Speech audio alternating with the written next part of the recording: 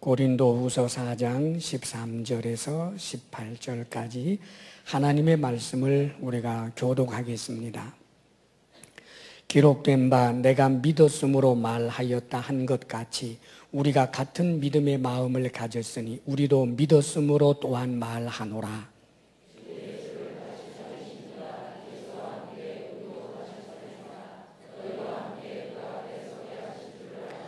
이는 모든 것이 너희를 위함이니 많은 사람의 감사로 말미암아 은혜가 더하여 넘쳐서 하나님께 영광을 돌리게 하려 함이라.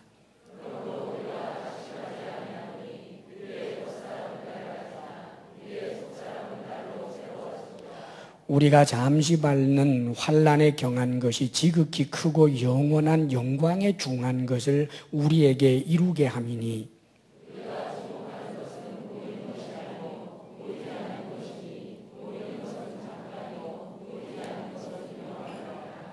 아멘.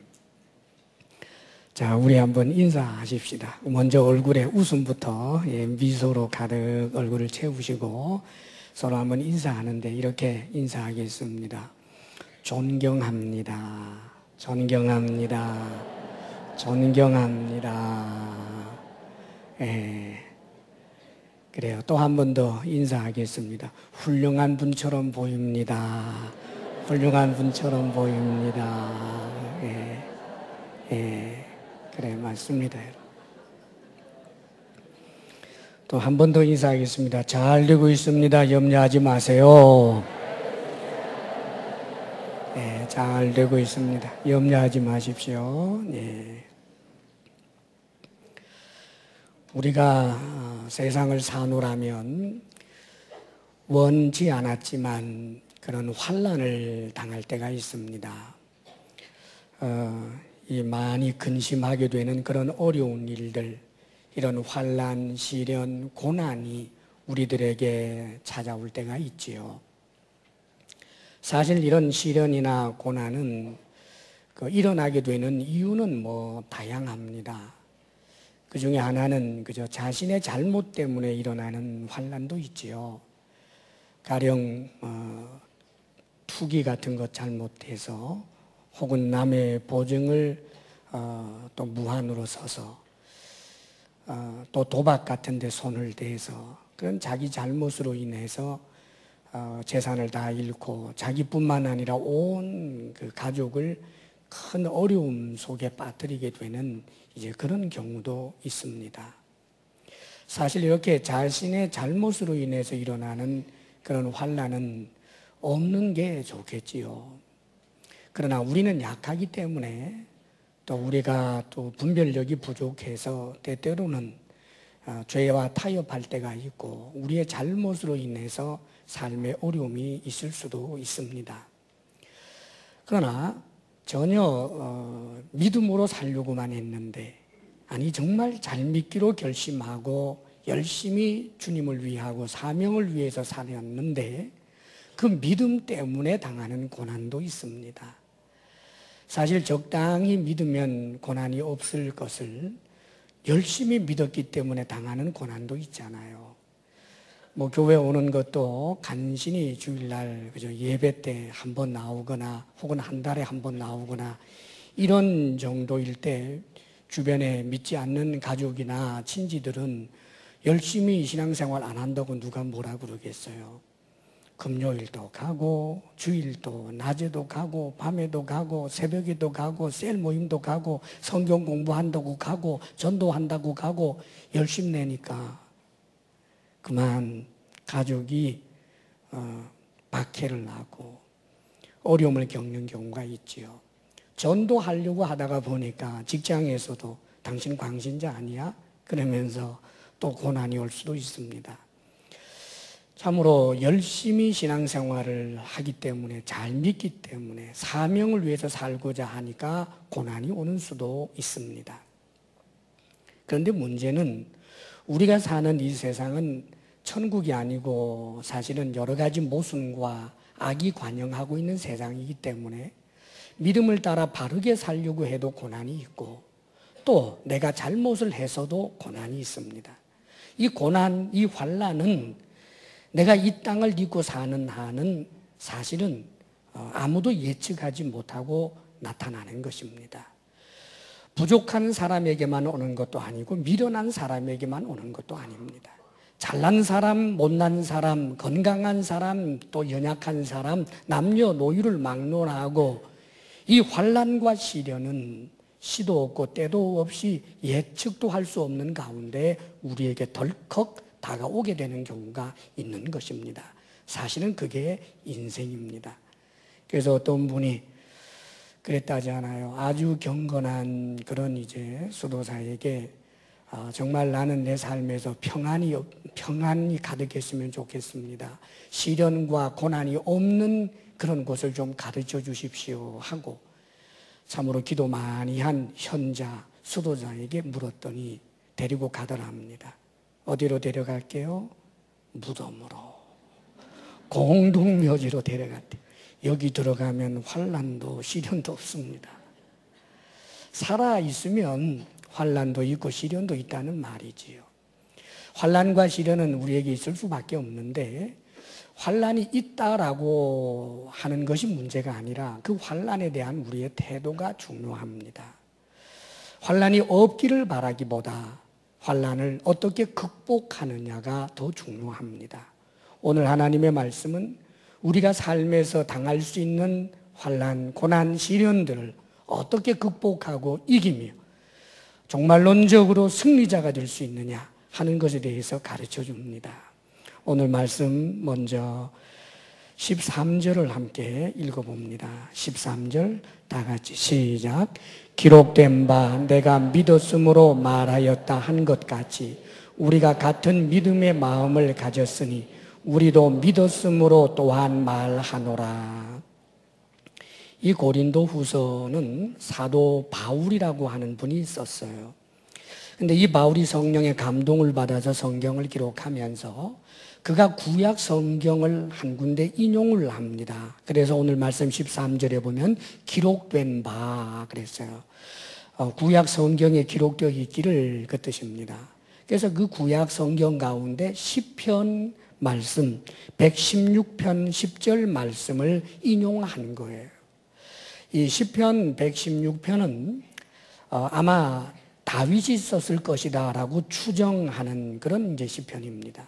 그 시편 내용을 읽어보게 되면 시편 기자가 엄청난 시련과 환난이 있었다는 것을 짐작할 수 있습니다. 그런데 이 시편 기자는 엄청난 시련과 환난이 있음에도 불구하고 하나님을 향한 믿음이 있었고 그 믿음을 노래하고 입으로 고백한 것으로 되어 있습니다. 시편 기자가 엄청난 시련이 있었는데 그는 하나님을 향한 믿음이 있었습니다. 그런데 그 믿음을 그는 입술로 고백하는 거예요. 입술의 열매를 마음에 있는 그 믿음을 입술의 열매로 드러냈다는 말이지요. 여호와는 은혜로우신 분, 하나님은 자비로우신 분, 의로우신 분, 긍휼이 많으신 분이다라고 하는 사실을 그가 고백하고 있습니다. 심지어는 이 시편 기자는 자기가 자기 자신에게 독백하는 형식으로 이렇게도 고백합니다. 내 영혼아, 네 평안함으로 돌아갈지어다. 여호와께서 너를 후대하심이로다 그럽니다. 무슨 말이에요? 지금 삶의 자리는 너무나 시련이 있고 고통이 많은데 하나님은 은혜로우신 분, 하나님은 자비로우시고 의로우시고 긍휼이 많으신 분이고 나를 후대하시는 분이니까 내 영혼아, 다시 말하면 정도야, 평안하여라. 하나님이 너를 후대하신단다 하고 내가 내 자신에게 말한다는 거지요.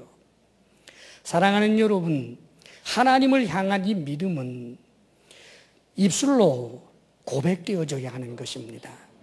환난의 자리에서 사실 우리는 때때로 입술로 하나님의 그 사랑을 고백하기가 어렵습니다. 하나님을 향한 그 믿음, 하나님은 사랑이시다. 하나님은 나를 인도하신다. 좋으신 하나님이시다. 하나님은 나를 머리털까지도 다 헤아리시면서 나를 지켜보시고 나를 보호해 주신다 하는 이 성경의 이런 약속의 말씀들을 마음에 믿을 뿐만 아니라 그 믿음을 입술로 드러내야 하는데, 환난 때가 되면 이것을 입술로 표현하고 고백한다는 것이 그렇게 쉽지 않습니다. 그래서 환난의 때가 되면 하나님이 계신다면서 어찌 내게 이런 일이 있지? 하나님이 나를 사랑하신다면서 하나님이 어떻게 나에게 이런 말도 안 되는 일이 일어나게 할 수 있지? 하나님 사랑 아니야. 이렇게 불평하기 쉽습니다. 근데 사랑하는 여러분, 저도 여러분도 하나님을 향한 믿음이 100% 온전할 수 있는 사람은 사실 드뭅니다. 어떤 때는 믿음이 제법 견고한 것 같고 100% 믿음인 것 같지만 환난과 역경의 바람이 불어오면 슬그머니 의심이 일어날 때가 있다는 말이에요. 자, 그런데 내 마음속에 의심도 있고 믿음도 있는데 그 믿음과 그리고 의심 가운데 무엇을 입으로 열매로 내놓겠느냐는 거예요. 입술로 말하는 그것이 내 마음을 대표하는 것이 되는 것입니다, 여러분. 그렇습니다. 성경은 이 원리를 가르쳐 주는 거예요. 복음서에 보게 되면 귀신 들린 아들 때문에 아버지가 예수님을 찾아오는 내용이 있어요. 그런데 이 아버지가 예수님을 찾아올 때 그의 마음속에 무엇이 있었겠습니까? 모르기는 몰라도 예수님에 대한 소문을 들었겠지요. 아, 저 나사렛 예수는 병자를 고친다고 그러더라.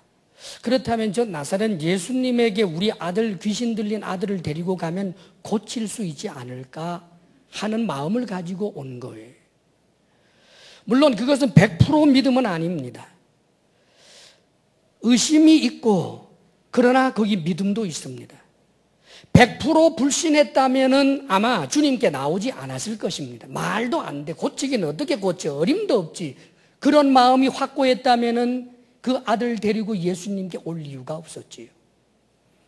예수님께 왔는데 마침 예수님은 안 계시고 변화산에 올라가셨습니다. 예수님의 제자들이 있어서 우리 아들 좀 고쳐주십시오 했더니 못 고칩니다. 나중에 예수님께서 내려오셨는데 이제 마음속에 있던 의심이 더 커져 버렸습니다. 믿음도 있고 의심도 있었는데 이제는 이 의심이 커졌어요. 그래서 주님에게 하는 말이 당신의 제자들이 고치지 못하더이다. 당신이 할 수만 있다면 내 아들을 고쳐주십시오 라고 말합니다. 이 말이 무엇입니까? 자신의 마음속에는 믿음도 있고 지금 의심도 있는데 입으로 내뱉는 것은 지금 그 불신의 말을 가지고 말하는 거예요. 자신의 마음 전체를 믿음과 의심 이것이 섞여 있는데 이 마음을 대표하는 것이 안타깝게도 불신의 열매를 지금 내놓고 있다는 말이지요. 그럴 때 주님께서 할 수 있거든이 무슨 말이냐. 믿는 자에게는 능치 못할 일이 없느니라라고 나무라십니다. 그러자 그 아버지가 정신이 번쩍 들었습니다. 주여 나를 도우소서. 나의 믿음 없음을 도우소서. 내가 믿나이다. 그렇게 부르짖습니다. 그러자 주님께서 그 아들을 고쳐주신 내용이 성경에 나옵니다. 사랑하는 여러분, 저도 여러분도 천사가 아니기 때문에 우리 마음속에는 믿음도 있고 의심도 있습니다. 하나님께서 살아계신다라고 하는 이 믿음, 하나님께서는 천지를 창조하셨다라고 하는 이런 믿음, 이것은 하나님께서 주신 선물인 것입니다. 어떤 사람도 그 믿음을 스스로 가질 수는 없습니다. 그런데 하나님이 주신 선물인 이 믿음이 우리 속에 있는데 때때로는 이런저런 상황 때문에 자꾸만 의심이 일어나는 것입니다. 하나님의 사랑을 의심하게 되고 하나님의 도우심을 의심하고 하나님의 섭리와 인도하심을 의심하게 될 때가 많습니다. 그렇다고 해서 그 속에 있었던 믿음 자체가 하나도 없어졌느냐? 그럴 리가 없습니다. 하나님께서 주신 선물이기 때문에 그 믿음이 속에 있기는 있습니다. 그런데 의심 때문에 이 믿음이 찌그러지고 오므라들고 작아져서 하찮게 되어버리고 만 것입니다.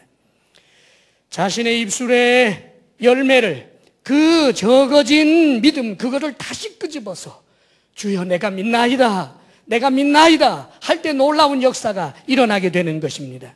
사랑하는 여러분, 때때로 우리의 고난의 자리에서 우리의 마음속에 의심이 일어날 때가 있습니다.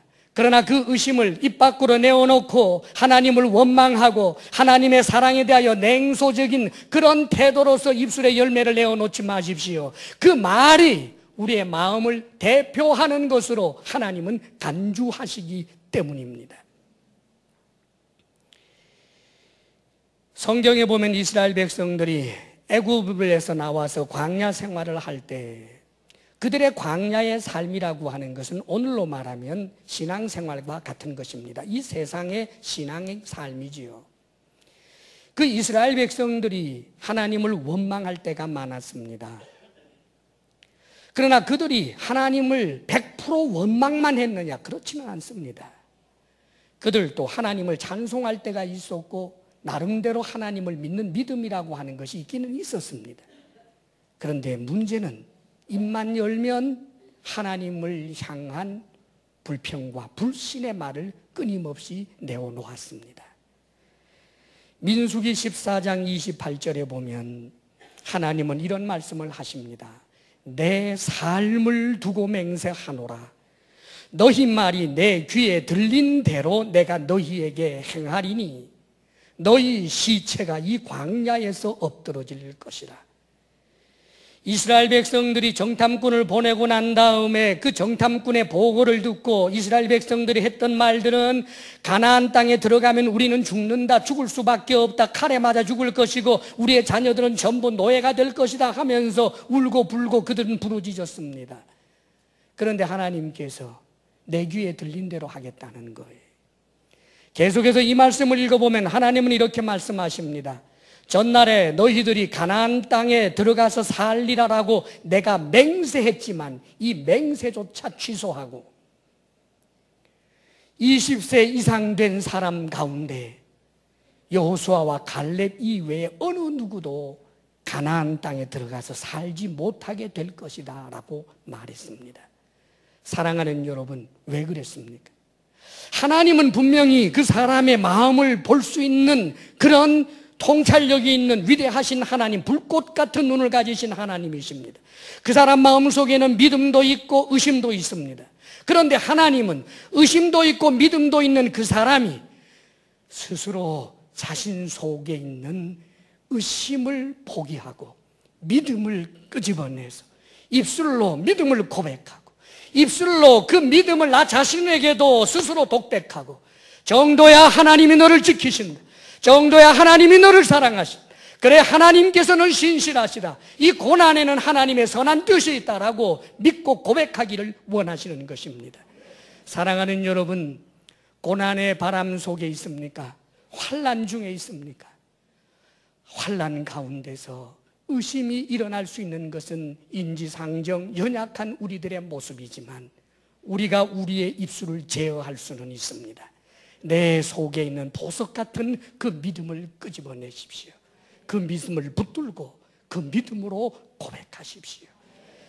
이렇게 너무 힘들지만 하나님은 사랑이십니다.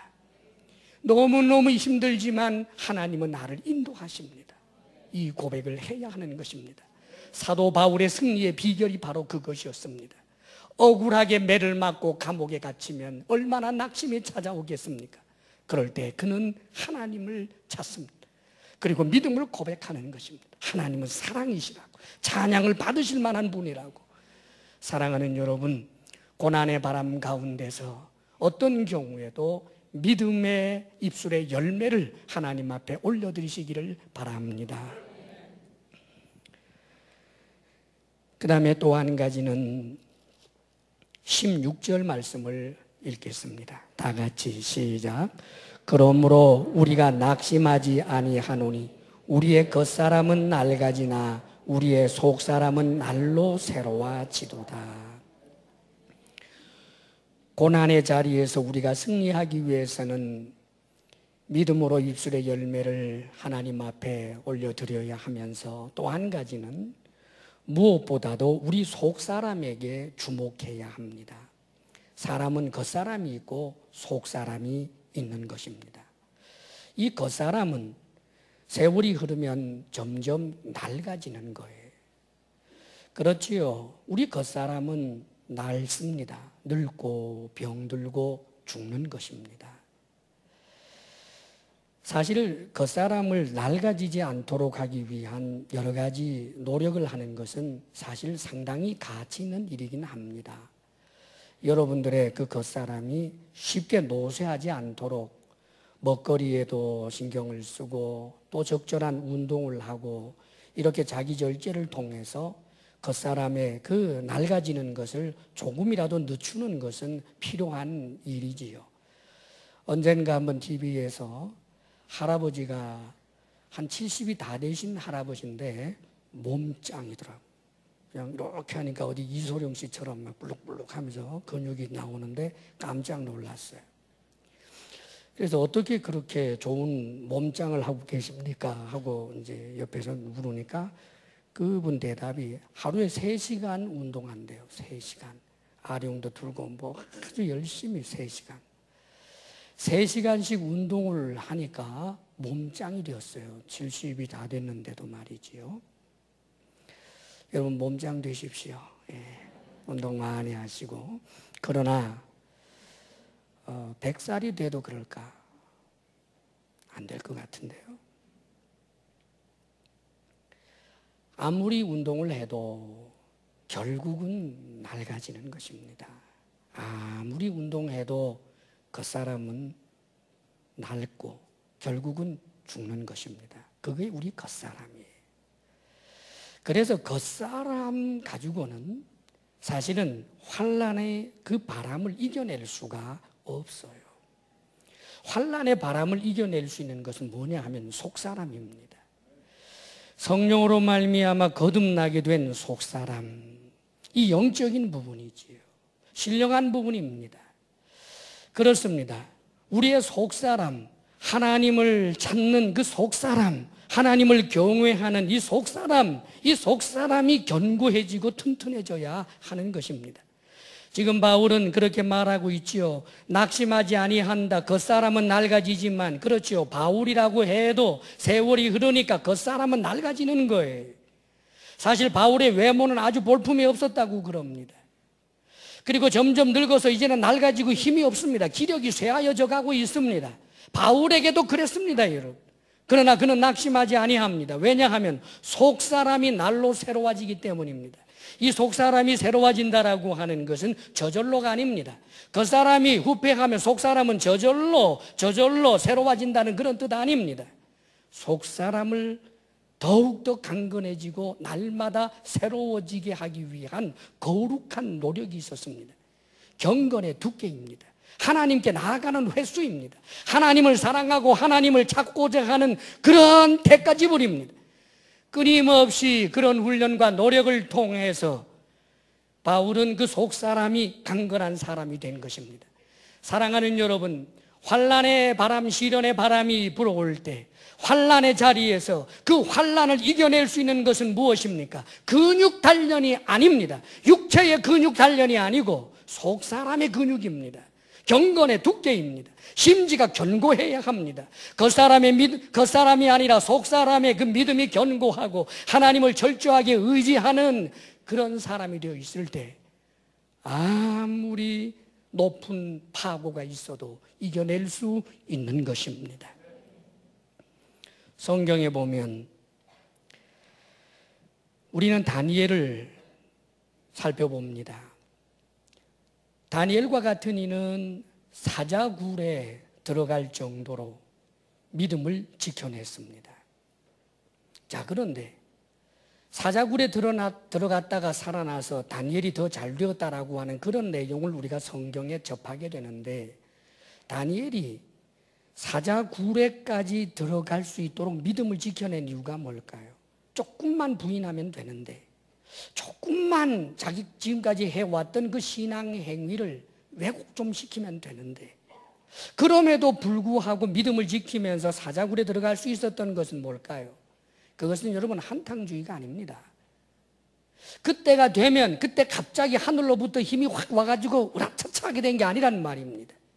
다니엘이 사자굴에까지도 들어갈 수 있는 그런 믿음이 생기는 것은 어린 시절부터 그가 가지고 있었던 경건의 습관입니다. 아무리 바빠도 기도하고 아무리 힘들고 어려워도 하나님의 말씀을 가까이 하며 그 약속 앞에서 하나님을 묵상하고 하나님을 높이는 하나님과의 끊임없는 이 교제의 세월, 이것이 있었기 때문에 시련이 올 때 이겨낼 수 있었던 것입니다. 사랑하는 여러분, 내 믿음이 약하여져 있고 내 속사람이 약하여져 있으면 콧바람만 불어도 넘어집니다. 바늘로 예방주사 한 번 맞는 정도의 고통을 가지고 팔이 잘라지는 고통이라고 호들갑을 떠는 법입니다. 그러나 사랑하는 여러분, 속사람이 강건해지게 되면 이 속으로부터 엄청난 기쁨, 엄청난 평안, 하나님이 함께 하시는 그 능력이 속사람을 붙잡고 있기 때문에 어떤 시련도 능히 이겨낼 수 있는 것입니다. 속사람을 강건하기 위하여 더욱더 경건의 세월을 보낼 수 있는 여러분들이 되시기를 바랍니다.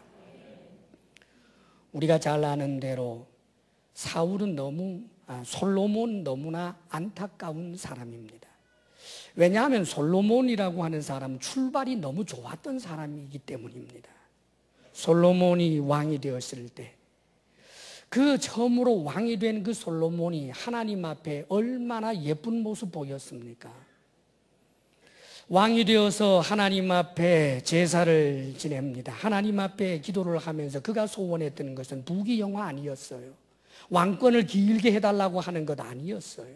세계 제1의 강대국이 되게 해달라는 그런 것도 아니었습니다. 다만 하나님의 백성을 이 부족한 내가 지금 왕으로서 다스리게 되었는데 하나님 내게 지혜를 주셔서 좋은 왕이 되어서 저들을 잘 재판하고 저들을 잘 다스리게 해달라고 하나님 앞에 그렇게 소원했습니다.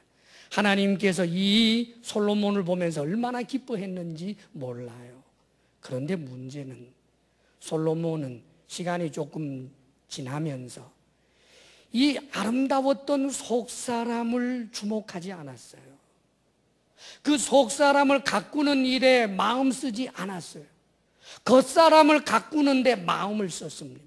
겉사람, 낡아질 겉사람인데 사실 그 왕이라고 하는 것은 아무리 연장하려고 할지라도 절대로 100년 동안 해먹을 수 있는 것이 아닌데 그 부귀영화라고 하는 것, 낡은 이 육체가 잠시 이불처럼 덮는 것에 불과한데 그런데 이 겉사람에 너무 주목해버렸습니다. 그래서 솔로몬은 어떤 선택을 합니까? 자신의 왕권을 좀 더 견고하게 하기 위해서 자신의 나라를 강대국이 되도록 하기 위하여 이 나라 저 나라 사람들과 정략 결혼합니다. 이방의 공주들을 자신의 아내로 맞이하게 됩니다. 그리고는 그 공주의 친정, 저 나라와 설린 그런 관계를 유지하기 위해서 공주가 섬기는 우상을 함께 섬기고 그 공주의 마음을 맞추면서 공주 아버지 이웃 나라의 왕의 마음을 맞추는 일을 합니다. 왜요? 겉사람을 좀 더 튼실하게 하려고, 부귀영화를 좀 더 튼실하게 하려고. 사랑하는 여러분, 그렇게 했지만 낡고 죽었습니다. 그리고 그의 속사람은 피폐해지고 연약해져서 너무나 초라한 모습이 되고 말았습니다. 사랑하는 여러분, 시련의 자리에서 이길 수 있는 것은 외부적인 데 있는 것이 아닙니다. 돈 있으면 이기는 것 아닙니다. 지위나 명성이 있으면 이기는 것 아닙니다. 누가 돕는 사람이 있고 기가 막힌 줄이 있어서 그래서 시련을 이겨내는 것이 아닙니다. 내 속사람이 견고해야 이기는 것입니다. 속사람에 주목하고 속사람을 잘 세워낼 수 있도록 그렇게 지혜로운 사람들이 되시기를 바랍니다. 이제 마지막 17절, 18절 말씀을 다 함께 읽습니다. 다 시작. 우리가 잠시 받는 환난에 경한 것이 지극히 크고 영원한 영광에 중한 것을 우리에게 이루게 하니 우리가 주목하는 것은 보이는 것이 아니요 보이지 않는 것이니 보이는 것은 잠깐이요 보이지 않는 것은 영원함이라. 아멘. 환난의 자리에서 우리가 환난을 이기기 위해서는 믿음의 귀한 입술의 열매를 하나님께 드려야 할 뿐 아니라 어떤 경우에도 우리의 속사람을 견고하게 하고, 그리고 마지막 한 가지는 환난에 대한 바른 이해를 갖고 있어야 합니다. 환난을 어떻게 이해하시겠습니까? 환난을 너무나 두렵게 생각해서 내 삶에 절대로 시련이나 환난은 있으면 안 돼. 그래서 내일에 대하여 조마조마한 마음, 두려움, 걱정, 이것이 앞서다가 보니까 점집에 갑니다. 두려움 때문에 절대로 내 삶에 끔찍한 일 일어나면 안 되지, 저 옆집에서 일어난 저런 일 우리 아이에게는 일어나면 안 되지. 그래서 부적을 붙입니다. 달마도 갖다 붙입니다. 여러분, 사랑하는 여러분, 그런다고 해서 환난과 시련이 없어지는 것 아닙니다. 환난과 시련은 이 세상이 불완전하기 때문에 선하게 살고 바르게 살아나도 있고 악하게 살아도 있는 것입니다. 환난과 시련은 없을 수가 없습니다. 그렇다면 이 환난과 시련을 어떻게 이해해야 하느냐가 중요하다는 말입니다. 오늘 성경은 이렇게 말합니다. 환난에 대하여 잠시 받는 환난이라고 말하고 있습니다. 잠시 받는 환난. 사실 환난을 당하고 있는 사람들 가운데는 하루 이틀 혹은 1년이 아니라 10년이 지나고 20년이 지나도 여전히 환난이라고 하는 그 터널, 가난이라고 하는 그 비참한 현실 속에서 지금도 고통해하는 사람들도 있을 줄 압니다. 내가 지금 이런 고통을 당하는 것이 20년 세월인데 환난이 짧다니 그게 무슨 말이냐고 아마 불만을 말할런지도 모르겠습니다. 사실 이 세상에는 태어나면서부터 환난, 죽을 때까지 환난 당하다가 그렇게 죽어가는 그런 불쌍한 사람들도 이 세상에는 없지 않습니다. 사랑하는 여러분, 그런데 왜 성경은 잠시 받는 환난이라고 말했을까요? 이 환난이라고 하는 것 자체가 살아있는 자에게 주어지는 것이기 때문입니다. 우리 인생이 무엇입니까? 성경은 잠시 있다가 없어지는 안개라고 말합니다. 인생이 무엇인가? 잠깐 있다가 없어지는 들풀이라고도 말합니다. 심지어 성경은 인생이 무엇이냐? 쏜 살과 같다고 말합니다. 화살을 이제 활에다가 시위를 매겨서 탕 쏘았을 때 핑 하고 날아가는 그 순간, 화살이 활을 떠나서 관역에 꽂히는 그 순간, 그것이 인생이라고까지 이야기합니다. 사랑하는 여러분, 그렇습니다. 인생이 짧다라고 말하는 것은 영원과 비교해 볼 때 그런 것입니다. 우리에게는 영원이 있습니다. 하나님이 주신 영생이 있습니다. 종말론적인 그 엄청난 영광, 그래서 영원한 영광이라고 말씀하고 있습니다. 영원한 영광과 비교해 보니까 잠시 받는 환난이라는 말입니다. 내 인생 80평생을 환난을 당했어도 영생과 생각해 보니 잠시 당하는 환난이라는 말입니다. 사랑하는 여러분, 인생에게 주어지는 그 어떤 환난도 영원한 것은 없습니다. 잠시입니다. 그러나 영원한 환난이 있습니다. 그것은 지옥입니다. 사랑하는 여러분, 이 땅에서 당하는 그 어떤 환난도 잠시라는 것을 잊지 말아야 합니다. 그리고 뿐만 아니라 우리가 당하는 환난은 경한 것이라고 말합니다. 가볍다는 말이지요. 사랑하는 여러분, 환난을 당하는 사람 당해봐라, 한번 너도 당해봐라, 그게 가벼운가라고 말할 사람들 많을 줄 압니다. 그렇지요. 매일매일 눈물 젖은 빵을 먹어야 하고 인간관계에서 고통을 당하고 실패나 좌절 때문에 도대체가 더 이상 소망의 그런 하늘을 볼 수 없는 늘 먹구름 가득한 그런 인생길을 가고 있는 사람에게 있어서 어떻게 내가 당하는 이 환난을 가벼운 것이라고 말할 수 있느냐? 그렇게 말할 수 있겠습니다. 사랑하는 여러분, 사람들은 자신이 당하는 환난은 다 무겁게 느껴질 수밖에 없습니다. 그러나 기억하십시오. 그 환난 자체가 가볍다라고 하는 것이 아니라 영생과 하나님이 우리에게 주시는 영원한 영광에 중한 것을 생각해 보면 가볍다는 말입니다. 사랑하는 여러분, 하나님께서 우리에게 주시는 그 영광은 이 땅의 그 무엇과 비교할 수 없는 영광인 것입니다. 이 세상 사람들이 좋은 대학 가기 위하여 어린 학생들 얼마나 대가 지불하며 열심히 공부하고 있습니까? 좋은 대학 가기 위해서라도 고난의 길을 스스로 갑니다. 왜요? 그 고난보다도 나중에 자신이 원하는 학교에 가는 그 영광을 얻기 위해서 그렇게 스스로 대가 지불하는 것입니다. 좋은 일터를 얻기 위하여, 성공하기 위하여 그렇게 대가 지불하는 사람들이 많습니다. 사랑하는 여러분, 영생이 우리에게 주어지고 신적인 영광이 우리에게 주어집니다. 그 영광을 생각해 본다면 그 영광의 길을 걷기 위하여, 사명의 길을 걷기 위하여, 하나님의 말씀대로 살기 위하여 내가 당하는 그 환난을 어떻게 우리에게 주어질 영원한 영광과 비교해 보면서 그것이 더 무겁다고 할 수 있겠습니까? 영원한 영광과 비교해 보게 되면 그러면 우리가 당하는 환난도 가벼운 것이라고 생각할 수 있는 것입니다. 사랑하는 여러분, 내가 당하는 환난을 너무 무겁다라고 하지 마십시오.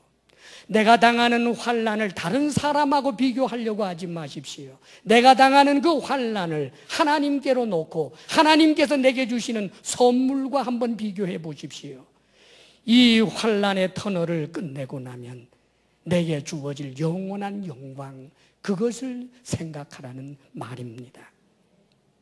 뿐만 아니라 오히려 이 환난이 영원한 영광에 중한 것을 우리에게 이루게 함이라고 그렇게 성경은 기록해 주고 있습니다. 다시 말하면 이 환난이 유익하다는 것입니다. 내가 지금 당하고 있는 이런 시련과 환난이 오히려 크고 영원한 영광의 그 중한 것을 확실하게 이루게 하기 위하여 이런 환난이 있다라고 지금 성경은 기록해 주고 있는 것입니다. 사랑하는 여러분, 우리가 당하는 환난 가운데는 내가 한 잘못으로 인하여 당하는 환난이 있습니다. 내 잘못 때문에, 내 죄악 때문에 고난을 겪습니다. 자, 이런 고난 앞에서 우리는 무엇을 생각해야 하겠습니까? 사실 그런 고난은 없으면 좋겠지만 내가 약하다가 보니까 죄를 지었고 내가 약하다 보니까 실수를 했고 그래서 고난이 찾아왔습니다. 이런 고난을 주신 하나님의 의도가 뭘까요? 거기에서 하나님의 사랑을 볼 수 있어야 하는 것입니다. 재수 없어서 들켜서 지금 고난을 당하는 것이 아니라 그대로 내버려 두었다가는 그 영혼까지 파산할 줄 알고 하나님께서 사랑의 매를 드신 것입니다. 내 잘못으로 인하여 고난이 왔을 때, 오 하나님, 나를 고아처럼 버려두신 것이 아니구만요. 하나님, 나와 같은 자가 지옥에 갈까봐 하나님께서 사랑의 매를 드셔서 나를 때리셨네요. 하나님, 제가 이제 다시는 이와 같은 죄를 잘못을 하지 않겠습니다. 이제는 더욱더 하나님께로 나아가겠습니다. 그 고난의 자리에 있을 때 오히려 더욱 열심히 주님을 찾고 주님께로 나아가게 되면 자신의 잘못으로 인한 고난조차도 그에게 유익이 될 수 있는 것입니다. 이것은 내가 사명을 위하여 당하는 고난, 선한 일을 위하여 당하는 고난에도 마찬가지입니다. 복음을 위하고 주님을 위하여 고난당할 때 있습니다. 그런데 복음을 위하고 주님을 위하여 고난을 당했더니 그 고난의 자리에서 그 고난을 회피하기 위하여 도망을 가버립니다. 사명의 자리를 떠나버립니다. 믿음의 길을 왜곡시켜버립니다. 안타까운 일이지요. 하나님을 위하여 살았는데 내게 왜 이런 고난이 있습니다. 나 이제부터는 주님을 위해서 사는 그런 바보짓 하지 않을 거야. 그런 결심을 한다면 그는 얼마나 어리석은 사람이 되는 것입니까? 사랑하는 여러분, 우리 주님께서 팔복을 이야기하시면서 마지막 8번째 하신 복을 여러분 기억하십니까? 의를 위하여 박해를 받는 자는 복이 있도다. 나를 인하여, 예수님을 인하여 사람들이 너희를 욕하고 박해하고 거짓으로 너희들에게 모든 악한 말을 할 때에는 기뻐하고 즐거워하라. 하늘에서 너희 상이 큼이라. 그렇게 말씀하셨습니다. 사랑하는 여러분, 그렇습니다. 초대교회 성도들은 그런 자세를 가졌습니다. 잘 믿기 때문에, 예수님을 믿는 믿음 때문에 고난을 당하고 억울한 일을 당할 때 그들은 오히려 기뻐했습니다. 하나님 감사합니다. 나와 같은 자를 선지자 중에 하나로 보아주셨습니다. 하나님, 주님을 위하여 고난당하는 이런 영광을 주셔서 감사합니다 하고 노래했습니다. 사랑하는 여러분, 고난을 이렇게 이해하고 고난을 이렇게 받아들이는 사람은 고난으로 인하여 절대로 망하지 않는 법입니다. 사랑하는 여러분, 고난이 우리를 망하게 하는 것이 아니라 고난에 대한 잘못된 태도가 우리를 망하게 하는 것입니다. 고난이 없을 수는 없습니다, 여러분. 고난이 오는 것을 두려워할 이유도 없습니다. 고난이 없도록 하기 위하여 우상숭배할 필요도 없습니다. 하나님만 전적으로 믿으시기를 바랍니다. 하나님을 믿는 믿음을 가지고 고난의 자리에서 내 마음속에 의심이 들거든 그 의심을 내려놓고 믿음, 보석처럼 빛나는 그 믿음을 끄집어내어서 그 믿음을 붙잡고 입으로 고백하십시오. 뿐만 아니라 내 속사람을 강건하게 하기 위한 노력, 예배의 자리에, 하나님의 말씀의 자리에, 기도의 자리에 끊임없이 나오십시오. 하나님과 동행하기를 힘쓰십시오. 뿐만 아니라 고난이 내게 유익이다라고 하는 사실을 믿으시기를 바랍니다. 어떤 고난도 가벼운 것이다. 어떤 고난도 잠깐 지나가 버리는 것이다. 내게는 영원한 하늘나라가 있다. 이 믿음을 지켜내시기를 바랍니다. 그리하면 이 세상은 아무리 힘들고 어려워도 살아볼 만한 멋진 세상이 되는 것입니다. 흐르는 눈물 가운데서도 노래할 수 있고 온몸이 고통스럽고 아픈 가운데서도 주님의 사랑을 볼 수 있는 것입니다. 승리하는 주의 사람들이 되시기를 주의 이름으로 축원합니다. 기도하겠습니다. 거룩하신 아버지여, 우리들의 믿음 연약함을 도우소서. 오 주님, 때로 나약해져서 의심이 안개처럼 일어나도 주님, 의심으로 우리를 대표하지 않게 하소서. 우리 속에 주님이 주신 믿음을, 보석처럼 빛나는 믿음을 꺼내어 하나님은 사랑이시다 말하게 하여 주옵소서. 아버지여, 날마다 하나님 앞으로 나아가게 하시고 하나님과 교제하는 데 힘쓰게 하여 주옵소서. 아무리 큰 환난도 잠시요 가벼운 것인 것을 알게 하시고 영원한 영광을 생각하게 하여 주옵소서. 사랑이신 아버지 하나님, 주님께서 우리에게 주신 은혜를 생각하면 무엇으로 보답하며 감사하겠습니까?